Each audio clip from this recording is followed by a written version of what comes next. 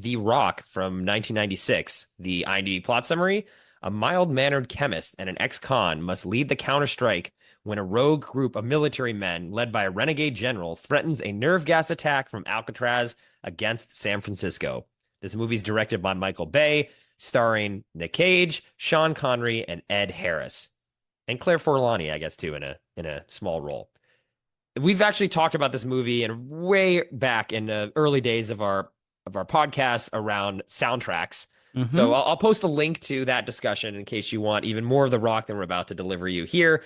But for me, this was the movie that really made me fall in love with Nicolas Cage almost instantly. I think this might have been the first Nicolas Cage movie I saw as a teenager. I saw this on video, and the what impressed me so much in this film is he is in this big action movie, but he's not playing an action role. He's playing this weird, like nerdy, he says even in the movies, like he's a chemical freak who likes the Beatles and can't even propose to his girlfriend. Like she has to propose to him. Like he's walking around like with these suspenders and really awkward around a gun. And early on in the movie, they're going to the big incursion with the Navy SEALs with these air tanks, and they're going to go underwater to swim to Alcatraz. And he doesn't really even know how to use his equipment well enough, and the guys have to kind of teach him to do it. And that comedic, offbeat, weird energy that he's delivering in this movie, and a lot of it is the character, but a lot of it is him, just makes it interesting. And it's not like a typical, I mean, this very easily could have been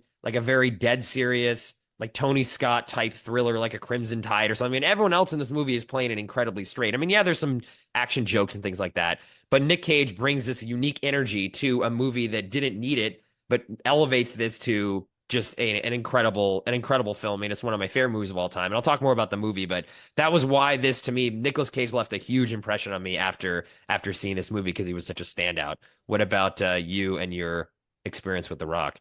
Yeah, I mean, I just say this is my first love too, because this is the first movie of his that I watched as well on video. So clearly, this made it, millions of miles away to India where I was growing up. I agree. I mean, it's like not what you expect at all from a movie like this in his performance. And that's what makes the movie. I mean, of course, the movie is over the top. Of course, it's Michael Bay. And I was thinking about this that it's kind of a match made in heaven between Michael Bay and Nick Cage because they're two, in my mind, they're the kings of kind of over the top. Yeah. But I think this is a bit of a subversion in it because Nick Cage's over the top is different from Michael Bay's over the top. And the two put together could go really wrong actually, but it actually works. And I think a big part of that is of course what Nick Cage is bringing, but also I think getting into the movie a little bit, you need someone like Sean Connery to ground it all, Hmm. even though he's also over the top and mimified in his own right. But I think it all kind of works. It's goofy, but it's also sort of weirdly believable because they pull you in. And I think that matters, right? Like if this were all just a farce, it wouldn't work. It would become too silly. But you actually are invested in what is happening. And a lot of that has to do with Michael Bay and the story, if you will. But I think a big part of it, to your point, has to do with Nick Cage, because this could be, an everyday guy essentially who's really into this. We all know somebody in our lives who's just like this extra passionate person about whatever they care about, and they're just a little bit extra dialed up and a little bit unhinged, and that's what he is. And but you don't expect those people to be saving the world Right. and handling crazy equipment and putting their life on the line. And again, that could come off as jokey and silly, but it all works. Yeah, yeah, and not only is his character and his performance someone who doesn't want to be there, like he's Hmm. foisted upon this mission. He doesn't want to do any of this, so it's reluctant. It's not like, oh my God, this is my chance. I've always wanted to be with the SEALs. He's reluctant, and he also is in, I don't want to use the word incompetent, but Right. he's not good at this. It's not like a story where, oh my God, I'm the best soldier ever, but I don't really want to do this. I'm retired. Okay, fine, you're dragging me back. He's reluctant, and it's not his thing. He doesn't really know how he can contribute, and then obviously in the end he does end up saving the city and Hmm. partnering with Sean Connery in that way. But that energy that he brings to it, I think, is uniquely Nicolas Cage, and makes the movie work so well. And yeah, as a movie too, this is the movie that made me fell in love with Michael Bay. The movie also has a lot.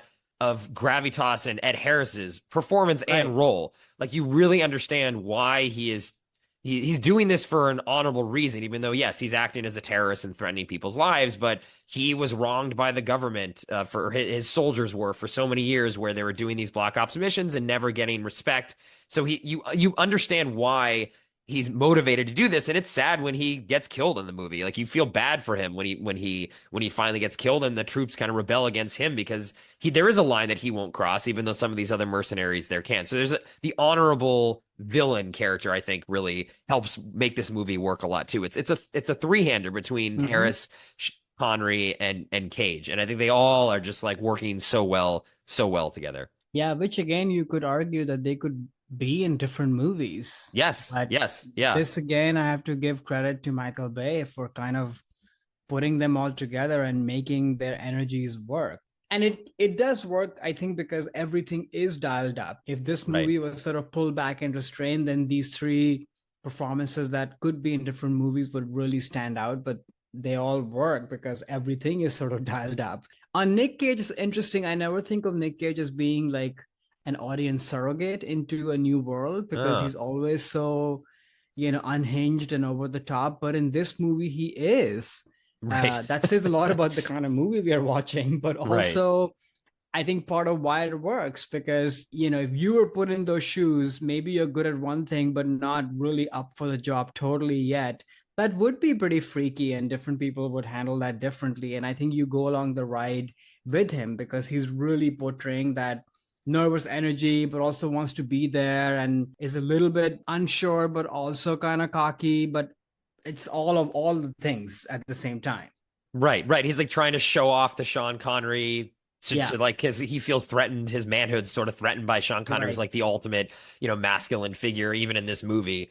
So it's right. fun to see him first be kind of like, oh, I don't know how to deal with this guy, but then they sort of have this great back and forth. I mean, the chemistry between them is so well done, and it's one of Sean Connery's best like post Bond performances, I think too. He is just incredible in this film, and one of the best wigs he's ever worn too. Like I believe him when he has all that long hair in the beginning of the movie. I'm like, oh, actually, yeah, this is this could be his hair. Yeah, I believe it. Yeah, it's not Anthony Hopkins in Mask of Zorro also portraying Susan B. Anthony, Right. which I still cannot get over.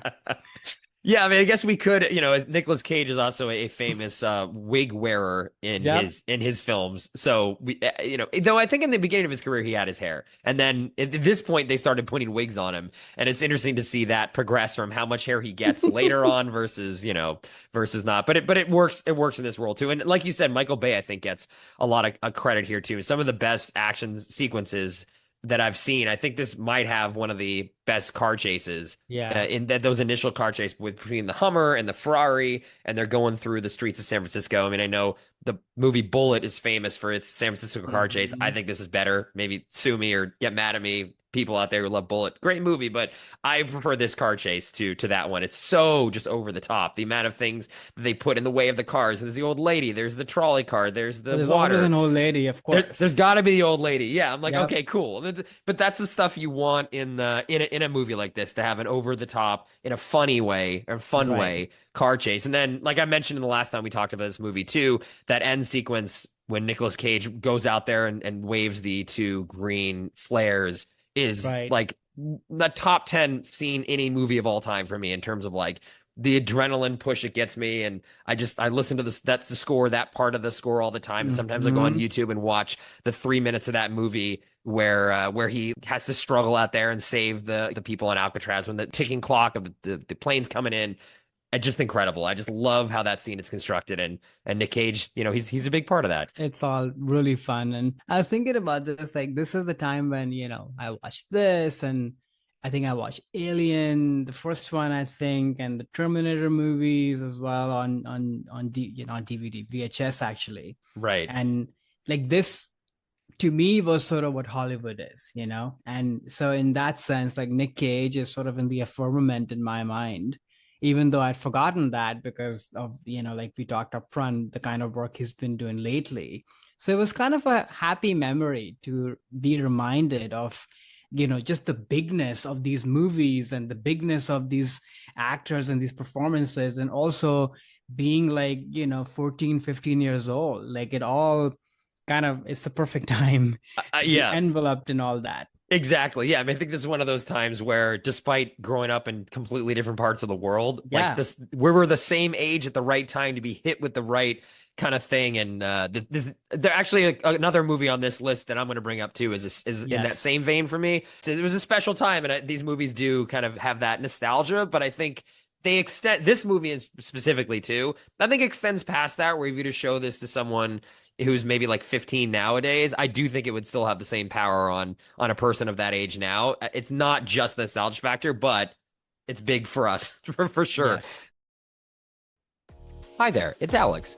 If you like the review and discussion Karan and I just had, make sure you subscribe to our channel, Movies That Shaped Us, to get full episodes. Every other Wednesday, Karan and I review a new release and then discuss 6 other movies made by that film's actor or director and how they shaped us. Subscribe right now or follow our podcast on Spotify or Apple Podcasts via the link in the description below. Hope you join us for the journey.